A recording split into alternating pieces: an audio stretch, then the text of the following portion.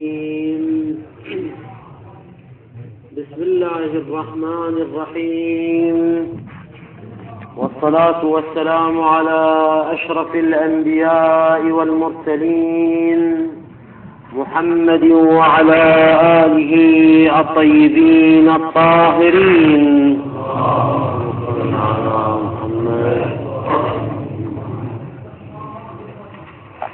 كنا بصدد إقامة الدليل على بطلان ما ذهب إليه المشهور من أن الموضوع له في الحروف خاص، وكذلك بطلان رأي المحقق التفتازاني الذي قال إن المستعمل فيه في الحروف خاص. فتساءلنا ما هو المراد من الخصوصية هنا؟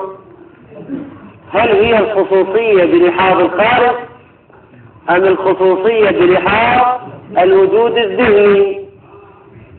فإن كان مرادكم، وهذا هو الشق الأول من الإشكال عليهم، فإن كان مرادكم الخصوصية بلحاظ الوجود الخارجي فهذا ما لا نقبله، لأنه في الخارج إذا قال سر من البصرة فهذا ليس خاصا وليس جزئيا، بل صالح للانطباق على كثيرين كما وضحنا ذلك في الدرس السابق. أما الشق الثاني من الإشكال نقول لهم: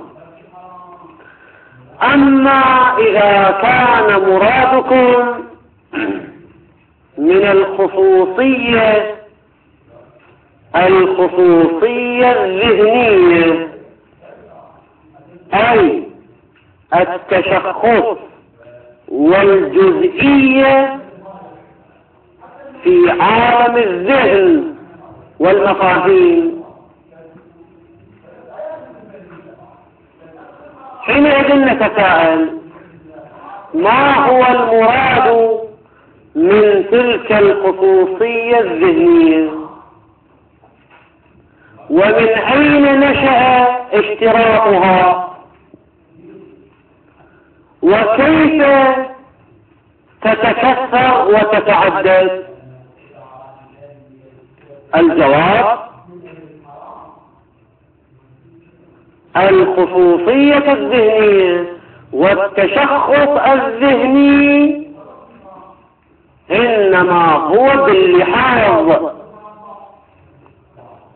فإذا لاحظ الإنسان معنى من المعاني، سواء كان ذلك المعنى في نفسه جزئيا أم كليا، بمجرد أن يلاحظه الإنسان يتشخص ويكتسب خصوصية ويتحول إلى أمر وشيء جزئي، إلى وجود ذهني جزئي.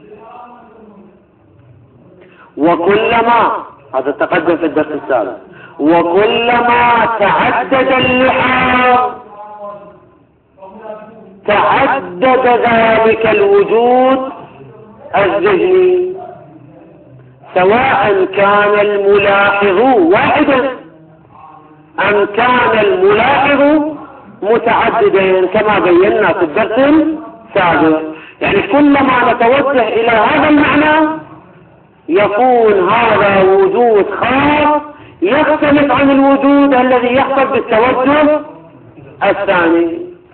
مثلا مفهوم الإنسان إذا توجهنا إليه المرة الأولى تشخص ووجد وجود ذهني خاص، إذا لاحظناه مرة ثانية، لاحظناه مرة ثالثة، لاحظناه 100 مرة، تكون عندنا 100 وجود ذهني، وكل وجود ذهني يباين الوجود الآخر. يعني نفس الشيء إذا لاحظناه مرتين فهذا وجود واحد أم وجودان؟ هذا وجودان ذهنيان وليس وجودا واحدا. المهم المراد من الخصوصية الذهنية هي خصوصية اللحاظ، فتكون الحروف موضوعة للمعاني الملحوظة.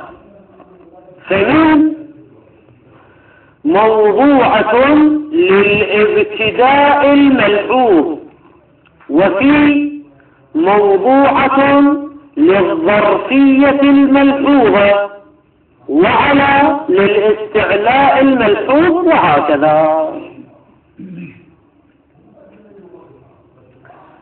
أما منشأ هذا أن هذه الخصوصية الملحوظة من أين جاء هذا الاشتراك ودخل اللحاظ؟ هذا جاء من تعريف النحويين للاسم والحرف، حيث قالوا الاسم ما دل على معنى في نفسه، ولا يكون المعنى معنى اسميا إلا إذا لوحظ بنفسه، أي لوحظ لحاظا استقلاليا. والحرف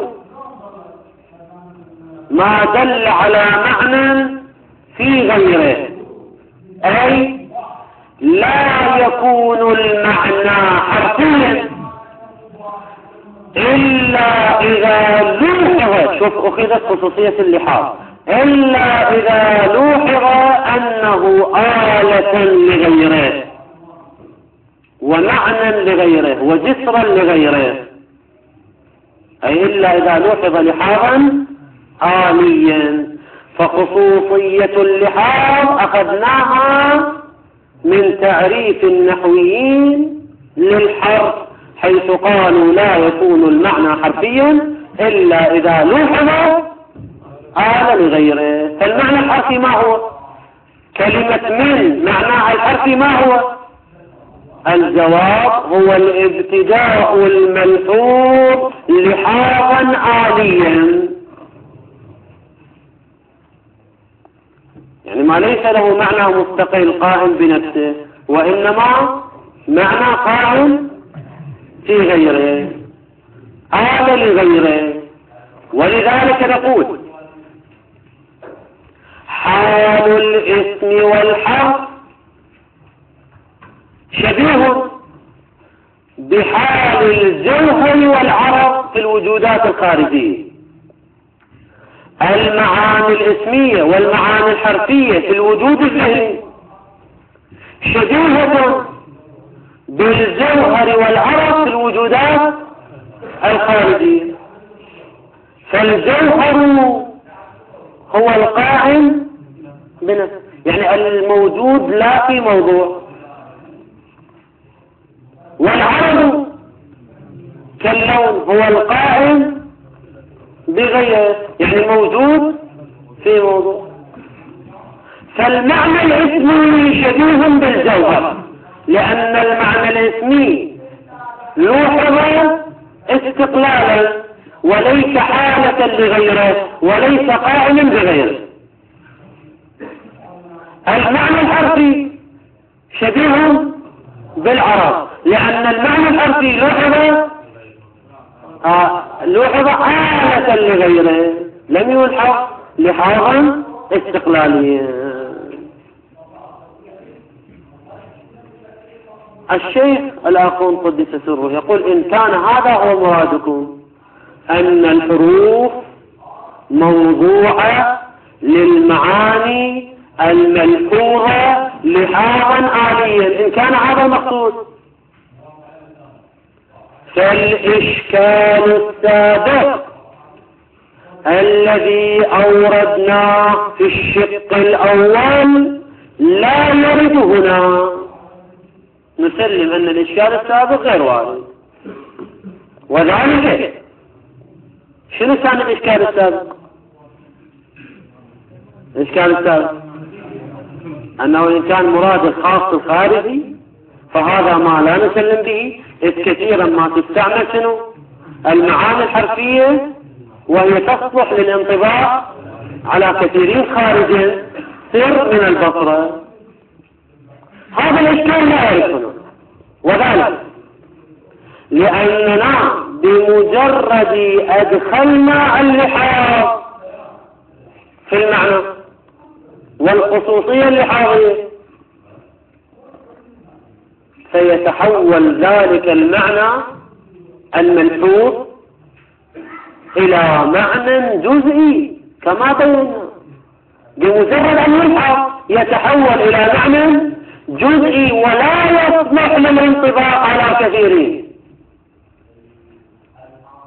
بل لو لاحظناه بنفسه مرتين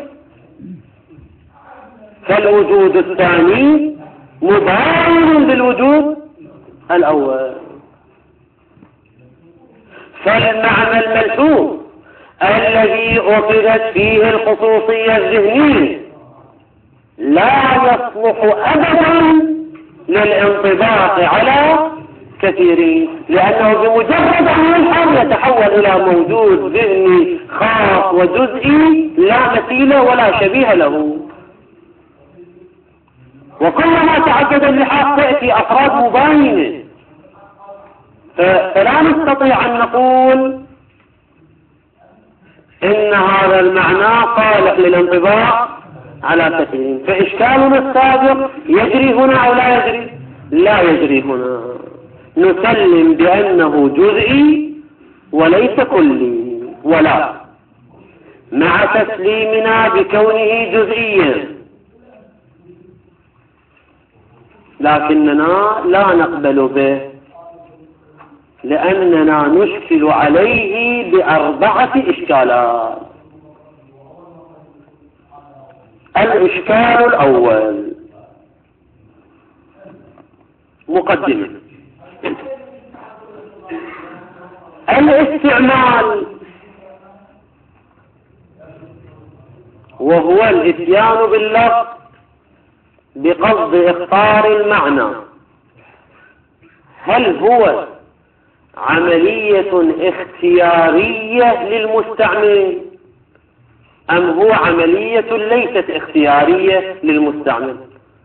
الجواب من الواضح جدا أنها عملية اختيارية للمستعمل، فإن المستعمل لديه قصود وأمور يريد بيانها ويستعمل الألفاظ لأجل إبراز ما يقصده، واستعماله يعني استعمال المستعمل للألفاظ لإبراز ما في ضميره من قصود، هذه عملية اختيارية تنشأ بملء الإرادة والقصد، فالمستعمل مختار في الاستعمال.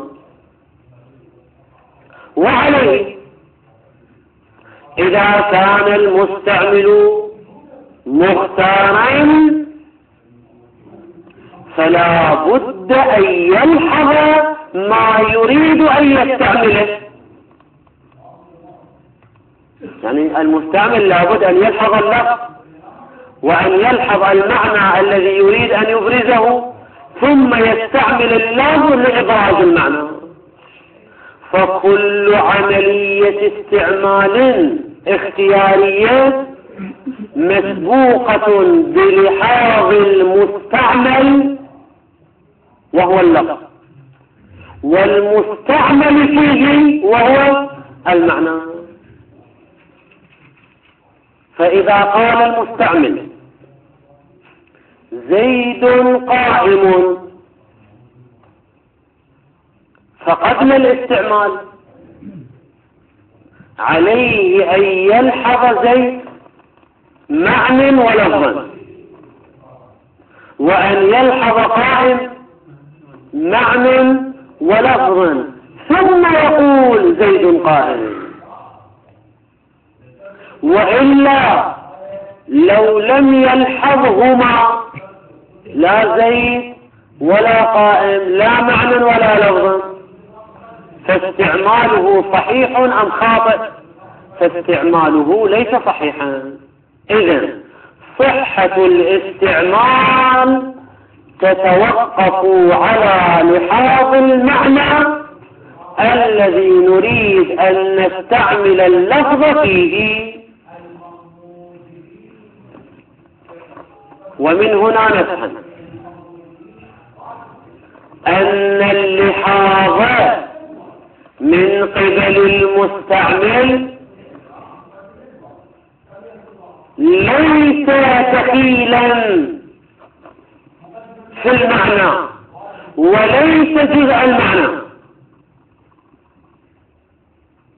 وإنما لحاظ المستعمل هو شرط لصحة الاستعمال.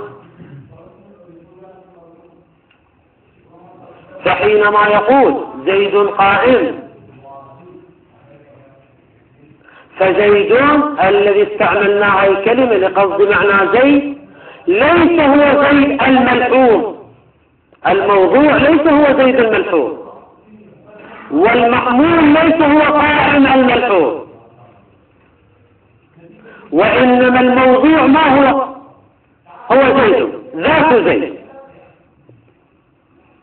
والمحمول هو ذات قائم.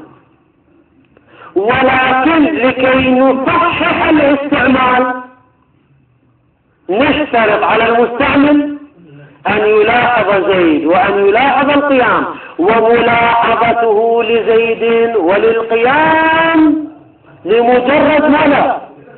لتصحيح الاستعمال، لأن اللحاظ صار دخيلا في ذات زيد ودخيلا في ذات القيام. لا، زيد موضوع لذات زيد بدون اللحاظ، وقائم موضوع لذات القيام بدون اللحاظ. نعم، في مرحلة الاستعمال نحتاج إلى اللحاظ لتصحيح الاستعمال. هذا واضح إن شاء الله. إذا اتضح ذلك نقول إذا كانت خصوصية اللحاظ دخيلة في المعنى الذي وضع له الحرف، فهذا يعني أننا في مقام الاستعمال يوجد لدينا لحاظان. اللحاظ الأول هو اللحاظ الأصلي الذي هو جزء المعنى الموضوع له اللفظ، لأننا قلنا من الموضوع من للابتداء الملحوظ، فهذا الابتداء اللي هو المعنى الموضوع له اللفظ مو مجرد الابتداء، المعنى الذي وضعت له كلمة من ما هو الابتداء الملحوظ عاليا، فاللحاظ صار جزء المعنى الذي وضعت له كلمة من. هذا اللحاظ الأصلي الأول الذي هو جزء المعنى. وفي مقام الاستعمال إذا أردنا أن نستعمل من في معنى نحتاج إلى لحاظ المعنى أو لا نحتاج إلى لحاظ المعنى؟ في مقام الاستعمال نحتاج إلى لحاظ المعنى. أي إذا أردنا أن يكون استعمال من في معناها استعمالا صحيحا فلا بد أن نلحظ المعنى، أن نلحظ المعنى. لأن المعنى ما هو الابتداء الملحوظ، يعني لا بد أن نلحظ الابتداء الملحوظ، وهذا يلزم أن لحاظنا في الاستعمال تعلق بلحاظنا يعني أن نلحظ الملحوظ، أن نلحظ اللحاظ، فيوجد لدينا لحاظان وليس لحاظا واحدا، وهذا باطل بالوجدان. أعيد لك الإشكال سريعا. لو كانت خصوصية اللحاظ دخيلة في المعنى الذي وضعت له كلمة من،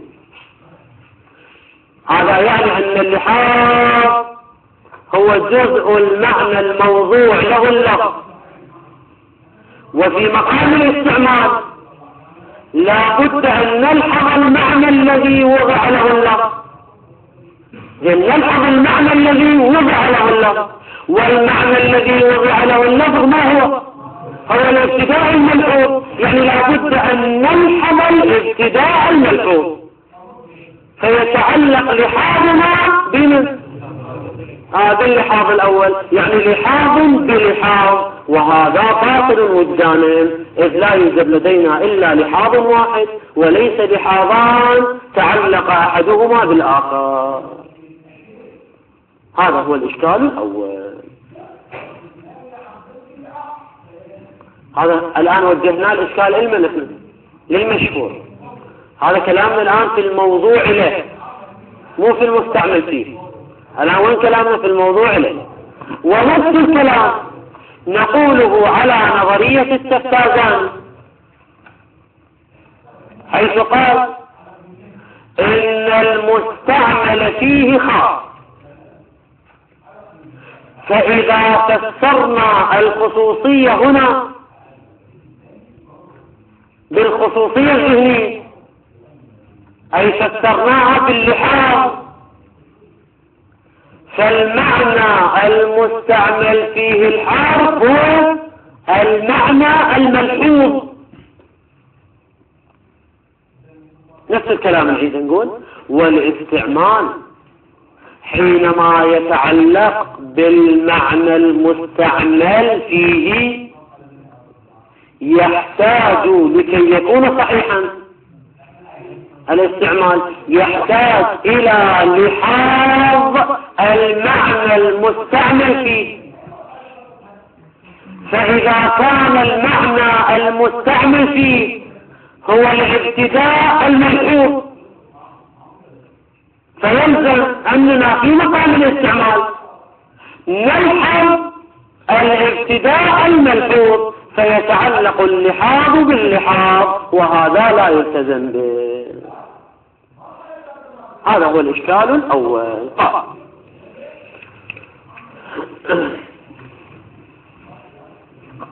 وإن كانت، هذا هو الشق الثاني من الإشكال، وإن كانت، هذا هو فعل الشرط كان، سيأتينا جواب الشرط لاحقا. وإن كانت، يا هي اللي كانت الخصوصية المتوهمة، وإن كانت الخصوصية المتوهمة هي الموجبة لكونه، كون من معنى الحرف، لكونه يعني كون معنى الحرف جزئيا ذهنيا. يعني الشق الأول من الإشكال هو الجزء الخارجي، الآن وين انتقلنا إلى الجزء الذهني. فالجزء الذهني كيف يكون؟ عن طريق اللحاظ، عن طريق اللحاظ، حيث أنه، هذا ضمير شيء، يعني يريد الآن أن يوضح لنا المراد من الخصوصية الذهنية، حيث إنه لا يكاد يكون المعنى حرفيا، يعني لا يكون الابتداء معنى حرفيا، يعني لا يكون معنى لمن إلا إذا لوحظ هو المعنى اللي هو حسب المثال الابتداء، حيث إنه لا يكاد يكون المعنى وهو الابتداء معنى حرفي إلا إذا لوحظ ذلك المعنى حالا حالة لمعنى آخر. يعني شنو حالته؟ يعني صفة حالة قائمة في غيره، حالة قائمة في غيره، أي لوحظ لحاظا آليا في غيره. وهذا عطف تفسير. شنو المراد لوحظ حالة لمعنى آخر؟ يقول ومن خصوصياته، يعني إلا إذا لوحظ من خصوصياته، خصوصيات من؟ خصوصيات المعنى الآخر. ومن خصوصيات المعنى الآخر القائمة به، يعني هو موجود في نفسه أم في غيره؟ في غيره. فالواو هنا عطف تفسير.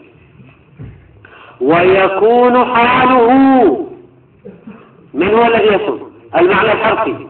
ويكون المعنى الحرفي وهو الابتداء حاله كحال العرب. من جهة؟ من جهة القيام بالغير، لكن الفرق بينهما ذات قائم في الغير خارجا، وهذا قائم في الغير ذهنا. فكما لا يكون، يا ولي لا يكون العرب، فكما لا يكون العرض في الخارج إلا في الموضوع، قائم في موضوع كاللون يراد الجسم حتى يعرض عليه،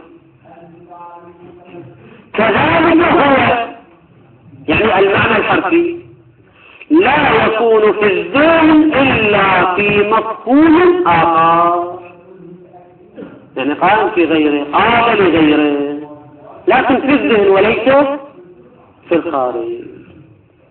زين، هاي الخصوصية من جبناها مال اللحاظ وقائم في غيره؟ يقول هذا من تعريف النحويين، ولذا قيل في تعريف الحرف في النحو بأنه ما دل على معنى في غيره. ما دل على معنى في غيره يعني شنو؟ قال لغيره، صفة لغيره، قائم في غيره وليس مستقلا. فالمعنى، هذا المعنى جواب الشرط، يعني فعل الشرط وين كان؟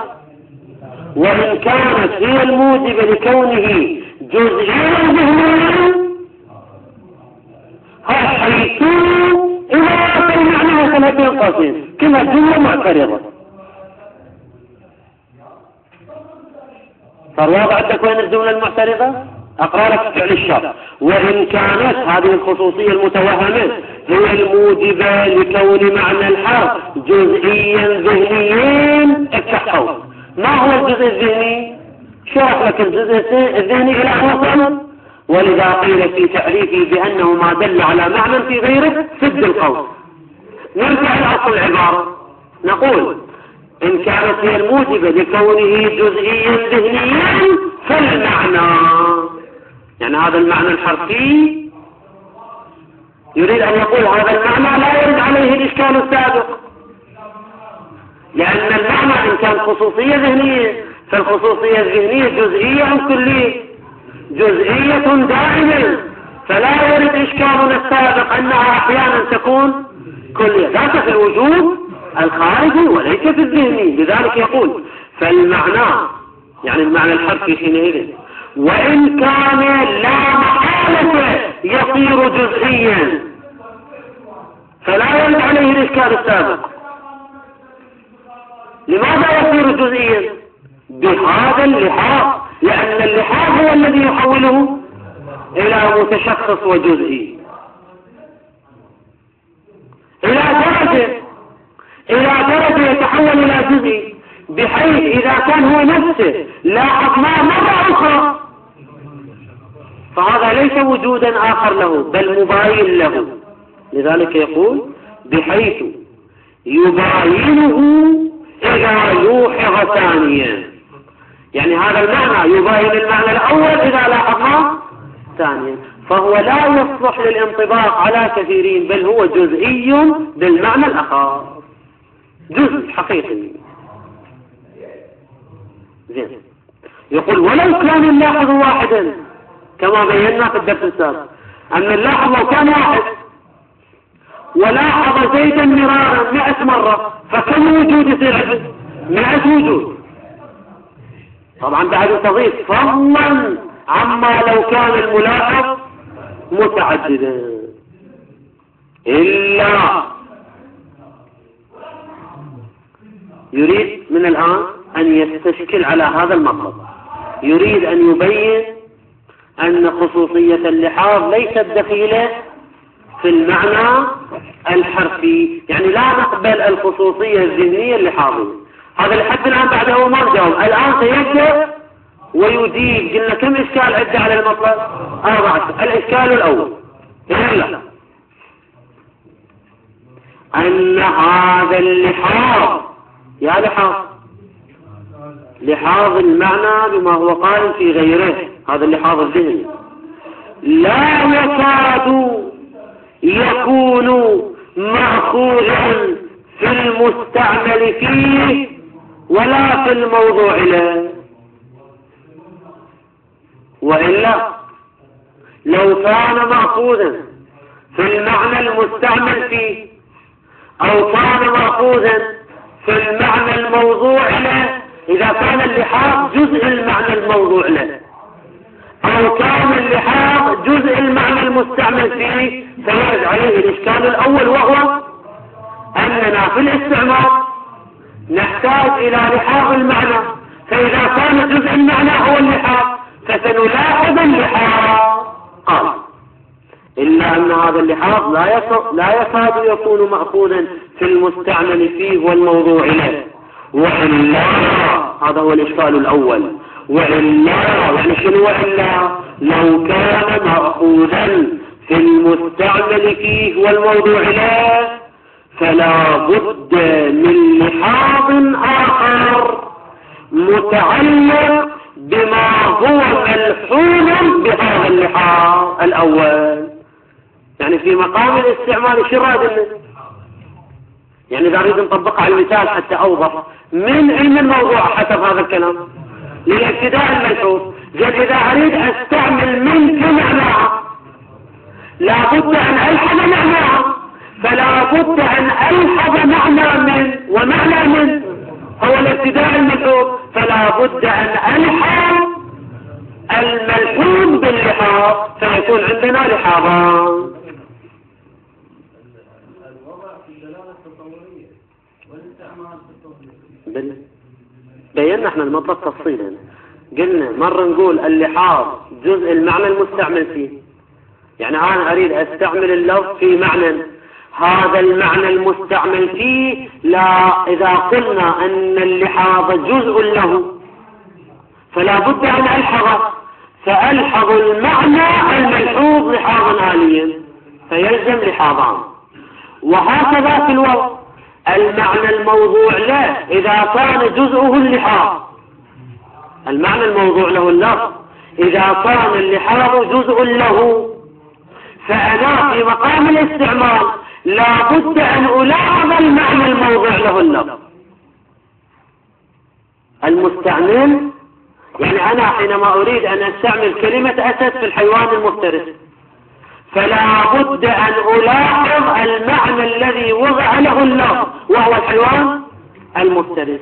إذا أردت أن أستعمل من في معناها فلا بد أن ألحظ معناها الذي وضعت له، فإذا كان معناها الذي وضعت له هو الابتداء الملحوظ فلا بد أن ألحظ الابتداء الملحوظ فيجتمع لحاظان وليس لحاظا واحدا. قال فلا بد من لحاظ آخر متعلق بما هو ملحوظ بهذا اللحاظ،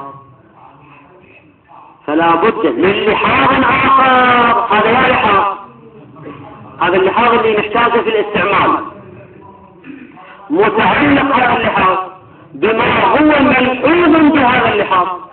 يا لحاظ اللحاظ الأولي الذي هو جزء المعنى، يعني أن يتعلق لحاظنا الذي نحتاجه في الاستعمال بالمعنى الملحوظ باللحاظ الأول، أي المعنى الموضوع له اللفظ أو المستعمل فيه الذي لوحظ لحاظا آليا، يعني لوحظ باللحاظ الأول فيكون عندنا لحاظان. لماذا يكون عندنا لحاظان؟ يقول بداهة أن تصور المستعمل فيه، تصور بمعنى اللحاظ، بداهة أن لحاظ المستعمل فيه مما لا بد منه في استعمال الألفاظ. يعني أنت إذا كنت في مقام الاستعمال ماذا تحتاج؟ تحتاج إلى لحاظ المعنى المستعمل فيه، فإذا كان المستعمل فيه هو المعنى الملحوظ فتلحظ المعنى الملحوظ، فيكون عندنا لحاظان. وهو كما ترى، الآخر يقول وهو كما ترى، يعني شنو كما ترى؟ يعني هذا باطل بالوجدان، إذ أننا في مقام الاستعمال للمعاني الحرفية لا يوجد لدينا لحاظان، وإنما يوجد عندنا شنو؟ لحاظ واحد ليس إلا يعني هذا اللحاظان يختلفان نوعا وزمانا، لأن اللحاظ الأول لحاظ استقلالي واللحاظ الثاني لحاظ آلي. فليكن وفي المقام الاستعمالي لما نلاحظ باللحاظ الأول لا نلاحظ باللحاظ الثاني، ولا نلاحظ باللحاظ الثاني لا نلاحظ باللحاظ الأول. فليكن المهم أن اللحاظ تعلق باللحاظ واللحاظ لا يتعلق باللحاظ. نحن هذا الذي نريد أن نقول هو باطل، لا علاقة لنا أنه لحاظ استقلالي، لحاظ آلي، لحاظ غيري، لا ننظر إلى ذلك. المهم لحاظ تعلق بلحاظ، يعني معنى ذهني تعلق بمعنى ذهني، وهذا باطل لأنها متباينة. اللحاظات الذهنية متباينة بتمام الذات ولا يتعلق بعضها ببعض.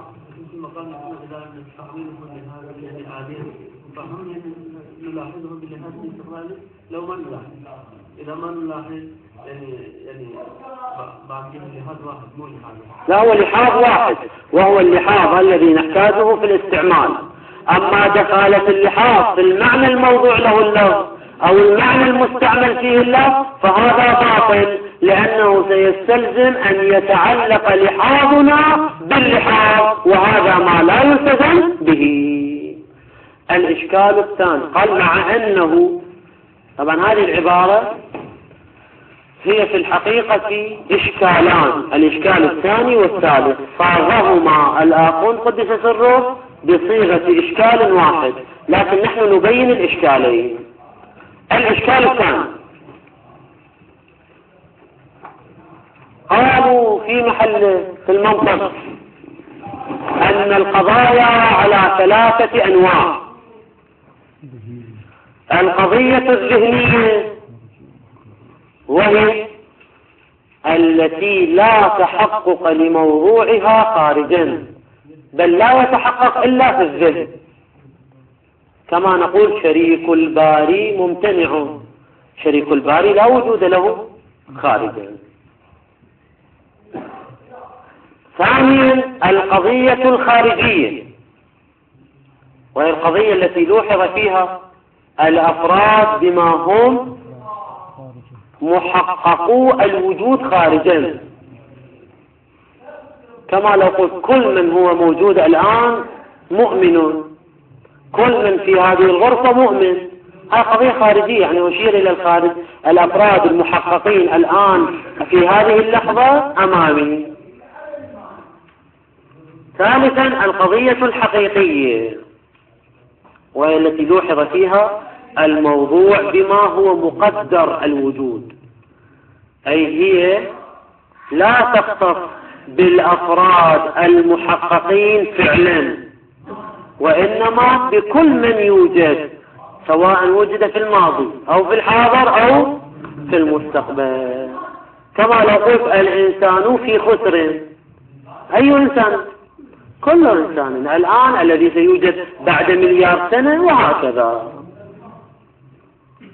إذا اتضح ذلك نقول لو كانت خصوصية اللحاظ دخيلة في المعنى الموضوع له اللفظ للزم أن تكون جميع القضايا ذهنية ولا توجد لدينا قضية خارجية ولا حقيقية.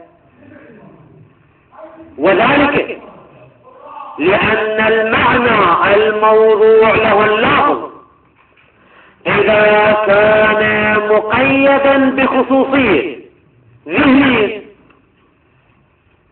وهي خصوصية اللحاظ، وخصوصية اللحاظ يستحيل أن تتحقق خارجا، لأنها وجود ذهني وليس وجودا خارجيا.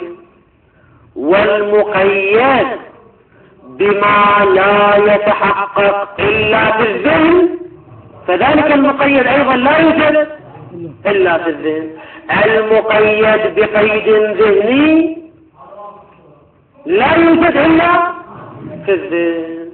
فإذا كان المعنى مقيد باللحاظ يعني مقيد بقيد ذهني، فهذا المعنى الموضوع له اللفظ لا يوجد له إلا في الذهن. وهذا يعني أنه لا توجد لدينا إلا قضايا ذهنية، ولا توجد لدينا قضايا حقيقية وخارجية، وهذا باطل بالوجدان، إذ أن العلوم ملأى بالقضايا الحقيقية والخارجية، بل عمدة العلوم هو القضايا الحقيقية. هذا الإشكال الثالث. عفوا الثاني. الإشكال الثالث: التكاليف الشرعية امتثالها ذهني أم خارجي؟ الجواب: الامتثال لا بد أن يكون في الخارج. فالمولى حينما يقول صلي، لو كان الامتثال ذهنيا ما أسهل الصلاة، تقعد تتصور تركع وتسجد وتنتهي من الصلاة. لا، المراد الامتثال وين؟ خارجا. وذلك لأن المبادئ والمصالح والملاكات المترتبة على الصلاة إنما تترتب على الوجود الخارجي للصلاة وليس على الوجود الذهني للصلاة. فلذلك الامتثال لا بد أن يكون في الخارج. وعليه نقول: إذا قال المولى سر من البصرة، فلازم قولنا بأن المعنى أخذت فيه خصوصية اللحاظ،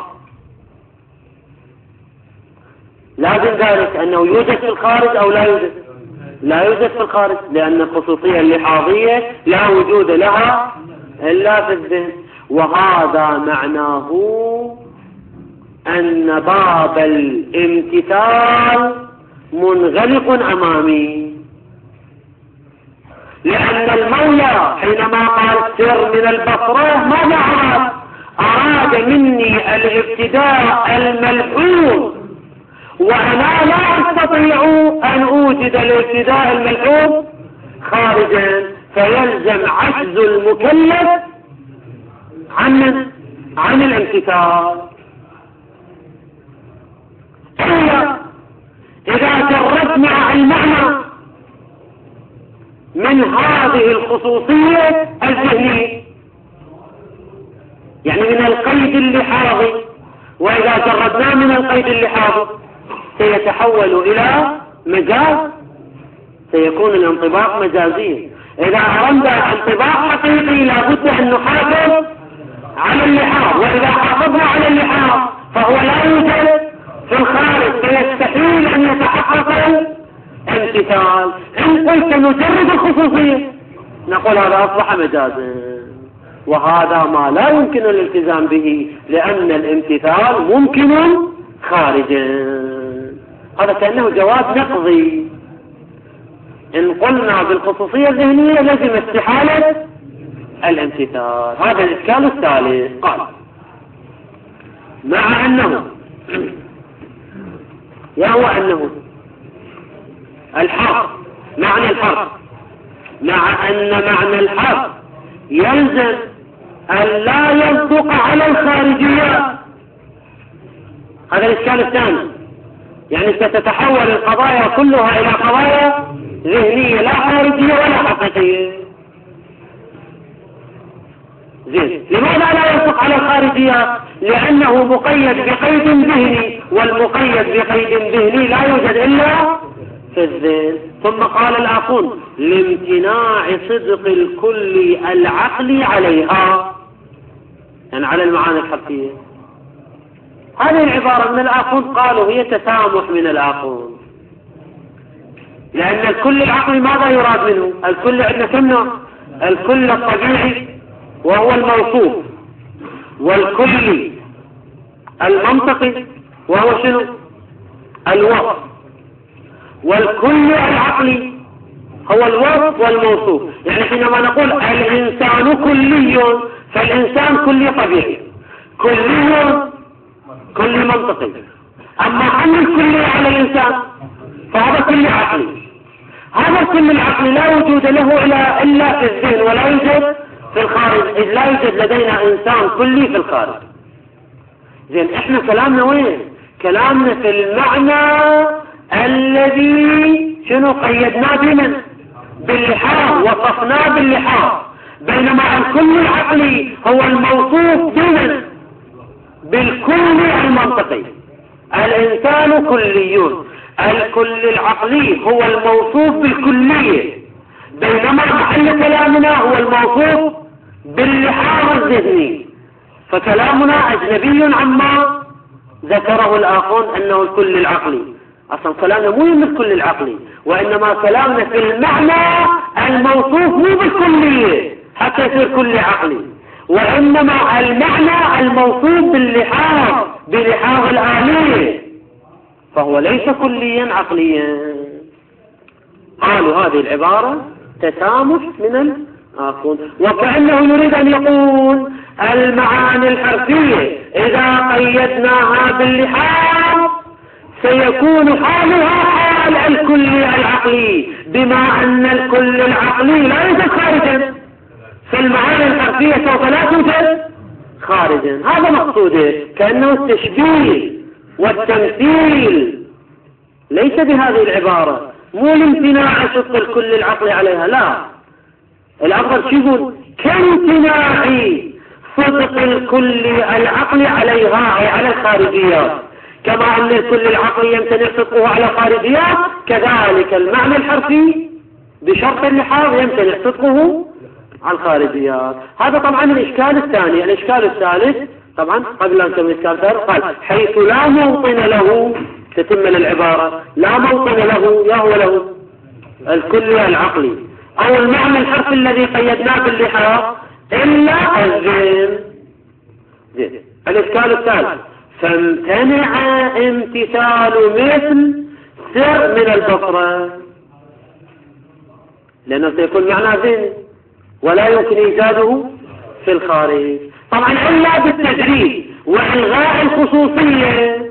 يا خصوصية اللحاظ ذهني، وإذا جردناه راح مجازي ولا يمكن الالتزام به. هذا هو الإشكال الثالث.